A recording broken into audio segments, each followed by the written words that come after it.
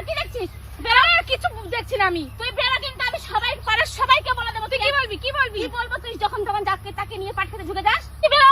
আমি বেরোই বলছি তো। কেউ নেই, মিথ্যা কথা বলবি না। তুই বরং প্রমাণ করে দেবো এক্ষুনি।